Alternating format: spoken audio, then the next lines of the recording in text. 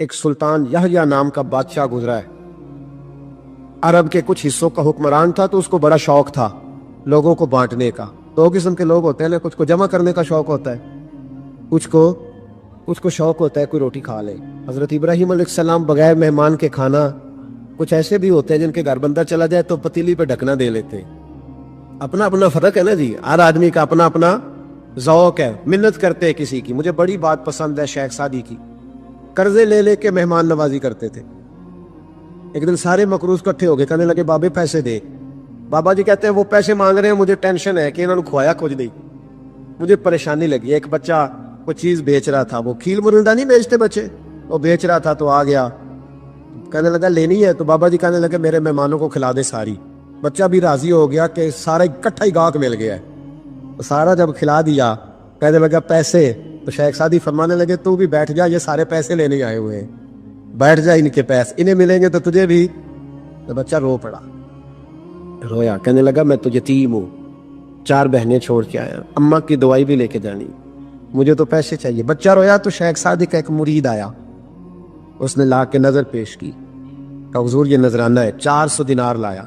تو حضرت سعدی نے سب کو دیے, بچے کو بھی دیے, سب لوگ چلے گئے. تو ان قرض لینے والوں میں سے ایک بندہ سمجھدار تھا, حضرت سعدی کے پاس آ کے کہنے لگا بابا سمجھ نہیں آئی, ہم برسوں سے لینے آ رہے تھے مل نہیں رہے تھے, کتنے مہینوں سے مانگ رہے ہیں نہیں مل رہے تھے, آج فٹافٹ مل گئے. تو شیخ سعدی بزرگ تھے نا, تو بزرگوں والی بات کر گئے, کہنے لگے تم میں رونے والا کوئی نہیں تھا نا, پوری مجلس میں ایک بھی رونے والا ہو تو سب کا کام بن جاتا ہے. رونے والا عاشق دا کم رونا توڑا, اے بنا رویو نہیں منظوری, بنا رویو نہیں منظوری, تے بنا رویو نہیں منظوری. عاشق سدا ہی ہوندا رہندا, پاویں وصل ہوے تے پاواں دوری. تا رونے والا ایک آ گیا ہے تو سب کا کام بن گیا.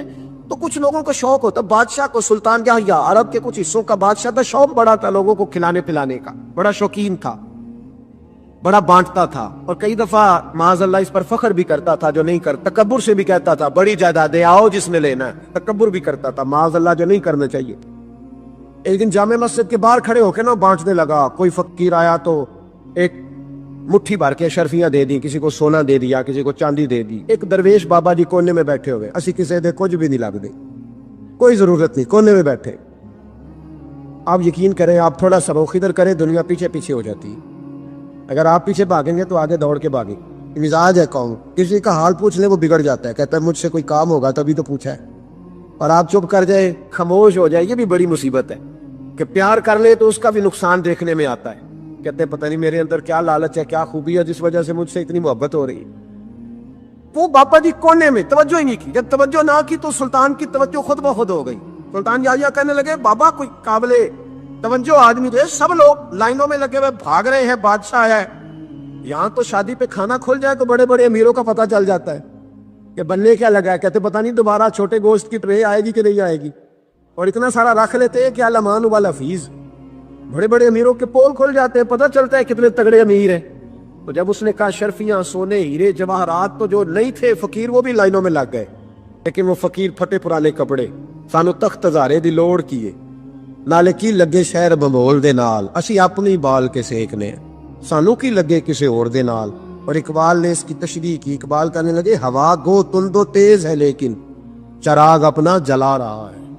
ہوا گو تند و تیز ہے, تیز ہوا میں چراغ نہیں جلتے. ہوا گو تند و تیز ہے لیکن چراغ اپنا جلا رہا ہے. وہ مرد درویش حق نے جس کو عطا کیے ہیں انداز خوش روانہ, فرماتے ہیں جسے اللہ نے بے لحاظ دے لی, لالچ سے دور کر لیا, وہ کسی کی پرواہ, وہ اپنا چراغ جلاتا ہے. اپنی مٹی پہ چلنے کا سلیقہ سیکھو, سنگ مرمر پہ چلو گے تو پھسل جاؤ گے. وہ پاپا بیٹھا ہے تو بادشاہ کہنے لگا اسے بھی بلاؤ. بابے کو بلایا, کہنے لگا تجھے کچھ نہیں چاہیے؟ بابا کہنے لگا چاہیے تو بڑا کچھ, پر تجھ سے نہیں چاہیے. کہا کس سے چاہیے؟ فرمایا اس سے چاہیے جو دے کے حساب نہیں پوچھتا, بغیر حساب دیتا ہے, اس سے چاہیے. کہنے لگا نہیں, دروازہ کھلا, تو بھی لے لے. بابا کہنے لگا میں لے تو لوں پر تو دے کچھ نہیں نہ سکتا. بادشاہ کو غصہ آیا, اکڑ تھی, تکبر تھا. کہنے لگا تو کیوں نہیں میں دے سکتا, تو سوال کر. تو بابے نے ساتھ والے فقیر سے لکڑی کا کالا پیالہ پکڑا, ہوتے ہیں فقیروں کے پاس مانگ, لکڑی کا کالا پیالہ, تو کہا لو دے دو کچھ. اس نے فوری طور پر سونے کی اشرفیاں مٹھی بھری اور لکڑی کے پیالے میں ڈالی. اب جب پیالے میں ڈالی تو کڑ کڑ کی آواز تو آئی. पर पता नहीं वो किधर गई सारी अशरफियाँ। दूसरी मुट्ठी डाली तो फिर कर की आवाज आई, पर अशरफियाँ किधर गई कोई पता नहीं चला। तीसरी, चौथी, पांचवी, बाबे का प्याला खाली का खाली, 2 दफा भी, 4 दफा भी। ये बादशाह लोग जिद्दी होते हैं, मानते नहीं जल्दी, क्योंकि किसी ने बता दिया होता है ना सारा कुछ तुम ही हो, अड़ जाते। हाँ हाँ, जो जिस मनसब पे भी बादशाह होता है अड़ जाता है। उसने कहा मैं भी जिद्दी हूँ, प्याला भर के छोड़ना है। एक बोरी मंगा ली, दूसरी मंगा ली, तीसरी मंगा ली। बाबा खुश है, मुतमईन है, चलो डालो, तुमने कहा था मिलेगी। अब वो मुट्ठी डालता, कभी अशरफियाँ, कभी हीरे, कभी चांदी, पर पता नहीं किधर जाती। बिल आखिर आहिस्ता आहिस्ता बैक होने लग गया। वजीर कहने लगा बादशाह पीछे से बोरियां खत्म हो गई है, अब नहीं मंगाने लगेगी, पीछे कोई चीज भी नहीं, खत्म हो गया सारा कुछ। इंसान किसी को क्या दे सकता है? क्या हाँ वो इंसान बड़ा नवाजते हैं जिनके पास खजाने भी अल्लाह के दिए हुए होते हैं, वो नवाजते लोगों, वो नवाजते। क्या तू क्या दे सकता है? बादशाह जब तंग आ गया ना बादशाह, तो घोड़े से नीचे उतर आया और बाबे के पैरों में बैठ के कहने लगा बाबा ये प्याला है किस बला का नाम? नीचे कौन सा कुआं है कि जो कुआं जो नीचे गिराता ही जाता है और जो भरता ही नहीं है?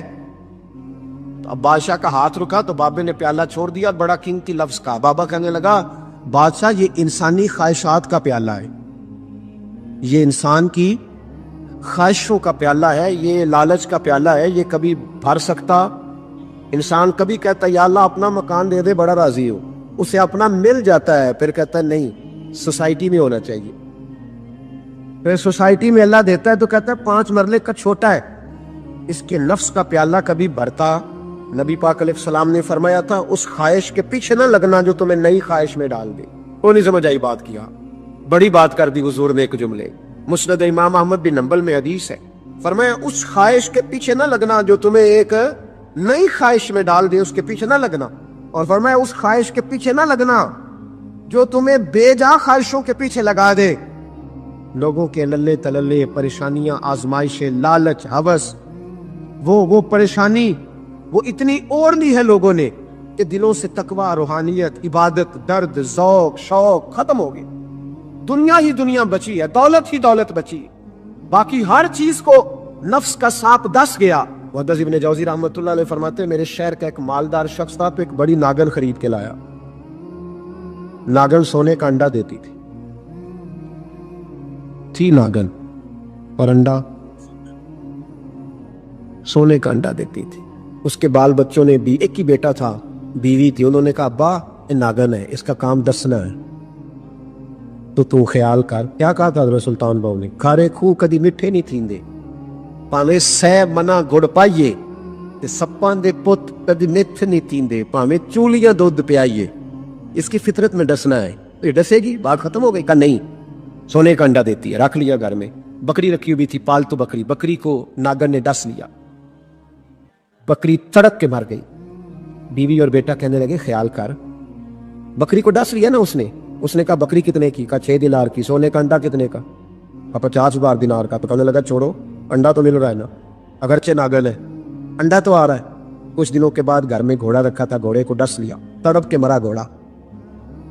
उसको फिर समझाया बीवी और बेटे ने कि बस कर दे, ये नागन है, ये डसेगी। उसने कहा घोड़ा कितने का? कहा 20 दिनार का। तो अंडा कितने का? 50,000 दिनार का। तो छोड़ो, घोड़ा मरने तो नया ले आएंगे। अल्लाहु अकबर। एक नौकर घर में रखा था जानवरों को चारा डालने को। अचानक उसने चारा जो उठाया तो अंदर वो नागन बैठी थी। उसने हाथ पे डसा, गरीब ने चीखे मारी, चीखे, पर गरीबों की चीखें लोगों को सुनाई नहीं ना देती। गरीबों की चीखें लोग दरवाजे बंद कर लेते। लोगों ने इसलिए काले शीशे लगाए हैं कारों को कि गरीबों की चीखें ना दिखाई दे ना सुनाई दे। नागन में डसा, चीखने लगा नौकर, लेकिन गरीब का खून भी सस्ता होता है ना, उसका सारा वजूद जहर से फट गया।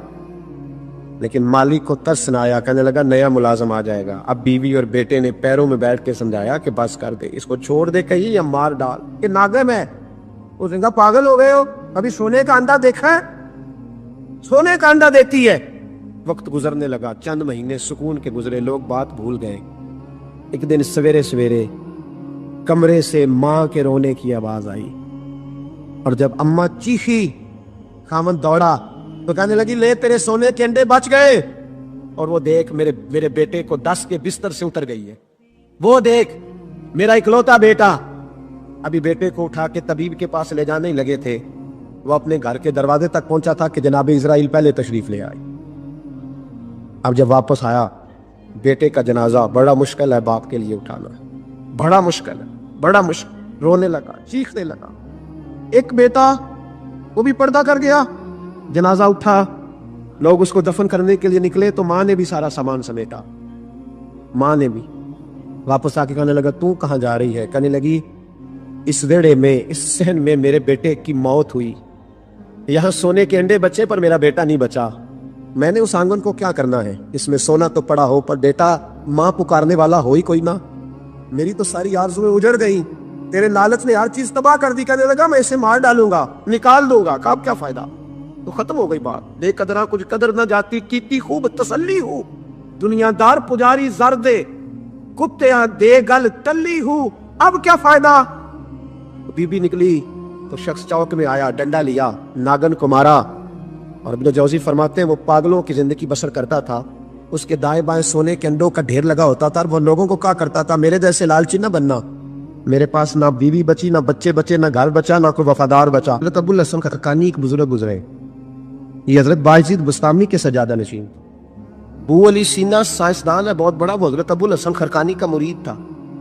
तो जो है मेरी बात पर, साइंसदान बैद था। और महमूद गजनवी वाली हिंदुस्तान, वो भी हजरत सैयदना अबुल हसन खरकानी की बैद था। इतने बड़े आदमी थे, अपना जुब्बा दिया महमूद गजनवी को, जब मुश्किल आई तो दुआ मांगना आगे रख के अल्लाह फतह दे देगा। तो महमूद कहते हैं जब सोमनाथ के मंदिर नहीं फतह हो रहे थे तो मैंने बाबे का जुब्बा सामने रख के दुआ की तो अल्लाह ने मुझे फतह दे दी। कहते हैं बाबा जी रात ख्वाब में मिले तो कहने लगे तूने क्या कीमत डाली मेरे जुब्बे की, एक फतह का। हुजूर क्या मतलब? फरमाने लगे तो मेरा जुब्बा सामने रख के दुआ करता कि या अल्लाह हिंदुस्तान के सारे काफिर मुसलमान हो जाए तो अल्लाह ने तौफीक ईमान दे देनी। ये तूने क्या दुआ मांगी है? कर दामनी पे शेख हमारी ना जाइए, हम दामन न छोड़ दें तो फरिश्ते वुजू करें। ये क्या बात कर दी? एक फतह। बहरहाल बहुत बड़े बाबा जी थे, लेकिन उनकी ज़ौजा बड़ी सख्त मिजाज थी, सख्त डटी औरत। एक बंदा ना 3 महीने का सफर करके उनसे मिलने आया, दरवाजे पे दस्तक दी। अम्मा जी अंदर से बोली कौन है दरवाजे पे? वो पहली झिड़की पे डर गया, इतनी सख्त बात, कौन है? कहा जी मैं हजरत का अकीदतमंद हूं, दूर से मिलने आया हूं। तो अम्मा कहने लगी तू भी फारग है जिस तरह वो हर काम से फारग है, कोई काम नहीं तुझे भी? तो मेरे दिन में तो घरौंदा था, बहुत बड़ा जाविया, बड़ा मैंने स्केच बनाया हुआ था दरवेश का, तो यहाँ क्या माहौल है, बिल्कुल ही बदला हुआ, जिस बंदे का घर ही हाल कोई नहीं, तो बाहर क्या होगा। फरमाते अम्मा ने सख्त जुमले कहे। मैंने कहा है कहाँ? तो कहने लगी वो जंगल में बैठा होगा 10-15 मुरीद लेके, अल्लाह अल्लाह हो रही होगी, तू भी चला जा। और दरवाजा ना दोबारा खटखटा रहा।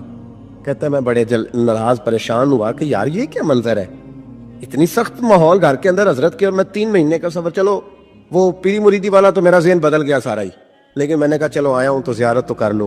कहते मैंने जंगल की तरफ मुंह किया तो हजरत अबुल हसन शेर पे बैठे थे और शेर उन्हें घर छोड़ने आ रहा था, शेर पे। फरमाते मेरे अंदर फिर बदगुमानी आई, मैंने दिल में सोचा, मैंने कहा देखो बाबा जी से बीवी तो काबू आती नहीं और शेर पे सवारी की हुई है। हुजूर का फरमान है तिरमिजी में, फरमाया इत्तकु फिरासतिल मोमिन फइन्नहु यंजुरु बिनूरिल्लाह, मोमिन की फिरासत से डरो, ये अल्लाह के नूर से देखता है। कहते हैं हजरत मेरे दिल की बात जान गए और सलाम के बाद फौरन पता क्या कहा, तवज्जो है मेरी बात पर? फरमाने लगे ओ मेरे भाई, मेरी बीवी पर्दे की बड़ी साफ है, बिस्तर की बड़ी साफ है, वो खाना मुझे वक्त पे देती है, मेरा ख्याल करती है, जुबान की तल्ख है। कई दफा खुद भी उसे परेशानी होती है कि मैं ऐसे क्यों बोलता हूँ, मैंने अगर छोड़ दी ना उसे कोई नहीं रखेगा, बेचारी रुसवा हो जाएगी, आखिर मेरे बच्चों की माँ है। और फिर हज़रत अबुल हसन ने जुमला कहा तो वो शख्स कहता है मैं चीखे मार के रोया। फरमाने लगे ये जो मैं शेर पे बैठा हूँ ये वजीफों की वजह से नहीं बैठा, चिल्लों की वजह से नहीं बैठा, ये बीवी की वजह से बैठा हूँ। फरमाने लगे मैं उस बद जुबान से हुस्ने सलूक करता हूँ, अल्लाह ने ये बेजुबान मखलूक मेरी फरमा बरदार बना दी। ओ भाई किस तरह करके निज़ाम जिंदगी चलेगा? मेरा ये उन्वान नहीं, वरना मैं इस पर बड़ी बातें कर सकता हूँ, उन्वान नहीं। हालांकि हर एक मौजू की आजकल जरूरत है, हर इस्लाही मौजू की जरूरत है, पर मैं इधर जाता नहीं। हजरत उम्मे सलमा रदी अल्लाह ताला अन्हा कहती है मेरे शौहर हजरत अबू सलमा बड़े शफीक, बड़े मेहरबान आदमी, मदीने में इतना शौहर प्यार करने वाला दूसरा था ही कोई नहीं जितने मेरे शौहर थे। कहते मस्जिद नबी में जब होते ना तो नबी करीम अलैहिस्सलाम की जो बात भी सुनते मुझे घर आके बताते, आप भी बताया करे घर जाते। ہم اپنی مرضی کی باتیں گھر جا کے بتاتے ہیں کہ آج خطیب صاحب نے کہا ہے کہ اگر سجدہ کسی اور کو جائز ہوتا تو خامند کو ہوتا. یہ روز سناتے ہیں حدیث. تو بھی کہہ دیتی ہے ٹھیک ہے میں نے بھی حدیث سنی ہے, نبی پاک علیہ السلام نے فرمایا بہتر وہی ہوتا ہے جو اپنی بیوی کے حق میں بہتر ہو. میں نے بھی سنی ہے حدیث. اس نے بھی پھر اس طرح کی یاد کر لی ہے. حالانکہ یہ حدیثیں بیٹیوں کو سنانی چاہیے, بہنوں کو سنانی چاہیے. وہ ہمارے منہ سے سنیں گی تو اثر قبول کریں گے, ورنہ تو دوسرا زاویہ ہوتا ہے. حضرت ام سلمہ کہتی ہے بڑا ہی پیار کرتے, جو بات سنتے نا مجھے آ کے سناتے. ایک دن آئے تو کہنے لگے لے ام سلمہ آج تو میں تحفہ لایا ہوں تیرے لیے. میں نے کہا وہ کیا؟ فرمانے لگے آج نبی کریم نے فرمایا جس بندے پر کوئی مصیبت آئے وہ پڑھا کرے انا للہ و انا الیہ راجعون الذین اذا اصابتهم مصیبہ قالوا انا للہ و انا الیہ راجعون. یہ پڑھے تو نبی پاک نے فرمایا اللہ نے جو چیز لی ہوگی نا اس سے بہتر چیز اسے عطا کر دے. آپ سمجھتے ہیں یہ صرف فوتگی پر پڑھنا چاہیے, حالانکہ چھوٹی سے چھوٹی مصیبت پر بھی پڑھنا چاہیے. اللہ جو چیز لے گا اس سے بہتر چیز عطا کرے گا. جناب ام سلمہ کہتی ہے میرا حضور کی ہر حدیث پر اتنا ایمان تھا, اتنا کہ جیسے اپنے زندہ ہونے پر ایمان ہے. فرماتے ہیں میں نے وہ وظیفہ پڑھ لیا, جب بھی کوئی مشکل آتی میں اس کو پڑھتی, جب بھی کوئی مشکل آتی میں پڑھتی, مجھے اللہ بہتر چیز عطا کرتا. فرماتی ہیں میرے اوپر ایسی مصیبت آئی جو میں نے کبھی سوچی نہیں تھی. میرے شوہر کا انتقال ہو گیا. میں نے پڑھا انا للہ و انا الیہ راجعون. لیکن فرماتی ہیں اب یقین بھی کامل تھا, یہ بخاری میں ہے, یقین بھی کامل تھا, پر سوچتی تھی ابو سلمہ سے زیادہ مہربان شوہر کیسے ملے گا. ایمان بھی پکا ہے کہ حضور نے فرمایا اللہ بہتر چیز دے گا, پر اس سے بہتر میرے خاندان اور قبیلے میں دوسرا ہے ہی نہیں. فرماتی ہے کئی دن ساری عدت اسی پریشانی میں گزر گئی کہ میرا تو ایمان پکا ہے کہ اللہ بہتر چیز دے گا, تو ابو سلمہ سے بہتر شوہر کیسے مل سکتا ہے. کہتی عدت گزری تو پھر مجھے پتا چلا کہ مصطفیٰ کے ہر فرمان میں حقیقت ہے. خود نبی کریم نے فرمایا کہ ام سلمہ میں تیرے ساتھ نکاح کرنا چاہتا ہوں. فرماتی ہے میں رو پڑی. میں نے کہا میں تو کہتی تھی ابو سلمہ سے اچھا شوہر کیسے ملے گا, رب نے مجھے ساری کائنات سے اچھا شوہر عطا کر دی. شرط تو یہ ہے, شرط تو یہ ہے کہ میرا تیرا ایمان, تیرا میرا ایمان. اعلیٰ حضرت فاضل بریلوی رحمۃ اللہ علیہ حج کرنے جا رہے تھے تو طوفان آ گیا, کشتی ہچکولے کھانے لگی, لوگ سارے تسبیح پڑھنے لگے. آپ تو ہمیشہ پڑھا کرتے تھے درود و سلام, و تسبیح پڑھ رہے. اعلیٰ حضرت سے کہنے لگے بابا جی دعا کرا دیں. آپ فرمانے لگے ذکر فکر کرو پر انشاءاللہ تعالیٰ یہ دریا یہ کشتی ڈوبے گی نہیں, یہ کنارے تک جائے گی. وہ کہنے لگے بابا میں آپ سے کہا دعا کرا دیں اجتماعی, تو آپ کرامت سنا رہے ہیں, دعا کر دیں. فرمایا کہہ دیا نا نہیں ڈوبے گی. اب لوگ تھوڑے سے ناراض ہوئے, تھوڑی دیر گزری تو طوفان واقعی تھم گیا. اب وہ لوگ آہستہ آہستہ پریشان ہونے لگے. اعلیٰ حضرت کے قریب جا کہنے لگے حضور بے ادبی ہو گئی, پر بتائیں آپ کو کیسے پتا تھا نہیں ڈوبے گی. فرمایا اپنی بات پہ نہیں, مصطفیٰ کی حدیث پر اعتبار ہے. حضور نے دعا بتائی ہے سواری پہ بیٹھو تو پڑھ لو, میں نے پڑھ لی تھی. کیسے ہو سکتا ہے کہ نبی پاک نے کہا حادثہ نہیں ہوگا, تو پھر چاند تو ٹوٹ سکتا ہے, سورج تو گر سکتا ہے, پر مصطفیٰ کی بات غلط نہیں ہو سکتی. مسئلہ تو یہ ہے کہ یہاں ایمان کی وہ کمزوری. حضرت عائشہ صدیقہ رضی اللہ تعالیٰ عنہ فرماتی ہیں ایک عورت تھی اور اسے نبی پاک صلی اللہ تعالیٰ علیہ وسلم نے نا وہ کلمہ پڑھ کے مسلمان ہوئی, مدینہ طیبہ آ گئی, تو حضور نے مسجد نبوی شریف میں اس کے لیے مکان, ایک سادہ سا کمرہ ساتھ مسجد کے بنوا دیا, وہیں رہنے لگی. اکثر وہ سیدہ طیبہ کے پاس آتی تو حضرت عائشہ صدیقہ رضی اللہ تعالیٰ عنہ فرماتی ہیں وہ بڑی باتیں سناتی اور آخر میں کہتی وہ ہار والا دن بھی بڑا عجیب دن تھا اور میرے رب کی قدرتوں کا دن تھا, وہ بھی بڑا عجیب دن تھا. سیدہ عائشہ صدیقہ رضی اللہ تعالیٰ عنہ ایک دن فرمانے لگی کہ تو ہار والے دن کا بڑا ذکر کرتی ہے, وہ کیا دن تھا؟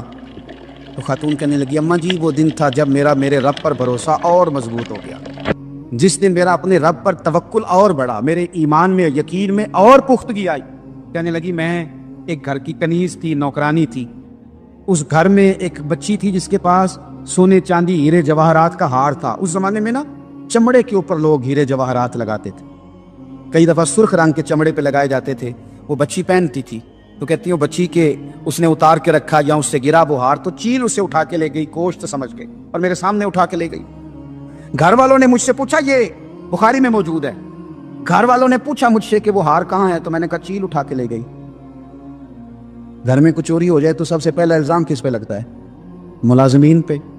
کہتے انہوں نے مجھے بڑا مارا, بڑی تکلیف تھی, حتیٰ کہ میری شرمگاہ تک کی تلاشی, میری عزت اتنی خراب کی میں بتا نہیں سکتی. میں نے اپنی زندگی میں ایک واقعہ دیکھا, ایک امیر گھر میں چوری ہو گئی, ملازم کو اتنا مارا کہ وہ چارپائی پہ پڑ گیا. پولیس والوں سے اتنی مار پڑوائی گئی کہ وہ بیچارہ چارپائی پہ پڑ گیا. اور پھر وہ اتنا بیمار ہوا اور کچھ دنوں کے بعد پتہ چل گیا کہ چور تو اپنا بیٹا ہے ان کا. پھر اس کا انتقال ہو گیا. اب وہ سیٹھ صاحب اور گھر والے آ کے نا مرنے والے کے کان میں معافی مانگ رہے ہیں, کان میں. تو میں نے ان سے پھر کہا تھا کہ یہ تو اب چلا گیا ہے, تمہارا زور چلتا تھا نا, تو تم نے قانون خریدا اور تم نے اسے جتنا ہو سکا تم نے اسے مار پڑوائی. تمہارے پاس جو عدالتیں تھی تم نے وہاں کارروائی کی. اب ایک عدالت قیامت کے دن لگے گی. یہ کمزور تھا نا, کچھ کر نہیں سکا. میرے نبی پاک صلی اللہ علیہ وسلم نے فرمایا, سن لو, اگر سینگ والی بکری نے بغیر سینگ والی بکری کو تکلیف دی ہوگی نا تو قیامت کے دن اسے بھی بدلہ دینا پڑے گا. کہ تیرے پاس سینگ تھے اور تو نے اسے مارا تھا.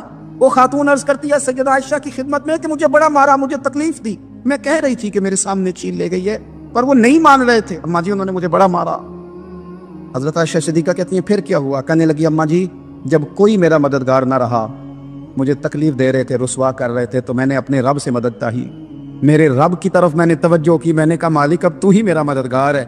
کہتی ہے وہ مجھے مار رہے تھے تو وہ چیل جو ہار لے گئی تھی وہی لے کے واپس آ گئی, اور ہمارے سروں کے قریب لا کے اس نے جب اس ہار کو پھینکا, وہ مجھے چھوڑ کے سائیڈ پہ ہوئے. وہ میری بے گناہی جان گئے, لیکن آپ کو بتاؤں اس دن سے میرا اپنے رب پر یقین اور بڑھ گیا. مجھے سمجھ آ گئی کہ جب انسان پورا ٹوٹ جاتا ہے اور جب کوئی چاروں جانب اس کا مددگار نہیں ہوتا تو رب تو ہوتا ہے نا, اللہ تو اس کا مددگار ہوتا ہے نا. وہ تو پھر اپنے اس بندے کی مدد کرتا ہے نا, پھر وہ تو توانائی دیتا ہے نا, وہ تنہا نہیں چھوڑتا. میرے عزیز دوستو, آج پیر اجمل رضا قادری صاحب کا یہ بیان ہماری روح کو جھنجھوڑنے کے لیے کافی ہے. بادشاہ یحییٰ اور اس فقیر کے کٹورے کا واقعہ صرف ایک کہانی نہیں بلکہ ہماری اپنی زندگی کا آئینہ ہے. بادشاہ کی ساری دولت, سونا, چاندی اور ہیرے جواہرات مل کر بھی اس ایک چھوٹے سے کٹورے کو نہیں بھر سکے. کیوں؟ کیونکہ وہ کٹورا کسی دھات کا نہیں تھا. وہ انسان کی ہوس, لالچ اور نفس کا کٹورا تھا. آج ذرا اپنے گریبان میں جھانک کر دیکھیں, ہمارا حال بھی کیا اس فقیر کے کٹورے جیسا نہیں ہو گیا؟ ہماری آنکھیں اور ہمارا دل اس دنیا کی چمک دمک اور دکھاوے میں اس قدر کھو گئے ہیں کہ ہماری طلب کبھی ختم ہی نہیں ہوتی. خاص طور پر یہ موبائل فون جو ہمارے ہاتھوں میں 24 گھنٹے رہتا ہے, یہ آج کے دور کا وہی لالچی کٹورا ہے. ہم دن رات اس ڈیجیٹل سکرین پر انگلیاں گھماتے ہیں, لائکس, ویوز اور دنیا کی بے مقصد رنگینیاں دیکھتے ہیں. لیکن کیا اس سب سے ہمارا دل کبھی بھرتا ہے؟ نہیں. یہ ایسی آگ ہے جو اور زیادہ بھڑکتی ہے. ہم اس ڈیجیٹل نشے اور دنیاوی دوڑ میں اپنے رب کو, اپنی آخرت کو بالکل بھلا بیٹھے ہیں. صوفیاء کرام فرماتے ہیں کہ انسان کی آنکھ کا یہ کٹورا دنیا کے کسی خزانے سے نہیں بھر سکتا, اسے صرف اور صرف قبر کی مٹی ہی بھر سکتی ہے. اس سے پہلے کہ موت کا فرشتہ آ جائے اور ہمارے ہاتھوں سے وقت نکل جائے, اس موبائل کی جھوٹی دنیا سے باہر نکلیں, اپنے بنانے والے کو پہچانیں اور اپنے دل کو اللہ کے ذکر سے آباد کریں, کیونکہ حقیقی سکون صرف اسی میں ہے. اگر آج اس پیغام نے آپ کے دل پر دستک دی ہے اور آپ کی سوئی ہوئی روح کو جگایا ہے تو اس ویڈیو کو اپنے دوستوں اور عزیزوں کے ساتھ ضرور شیئر کریں تاکہ ان کی بھی اصلاح ہو سکے. ایسے ہی روحانی, جذباتی اور دل کو بیدار کرنے والے بیانات سننے کے لیے آپ کے اپنے چینل نور بیان ٹی وی آفیشیل کو ابھی سبسکرائب کریں. اللہ ہم سب کو عمل کی توفیق عطا فرمائے. آمین.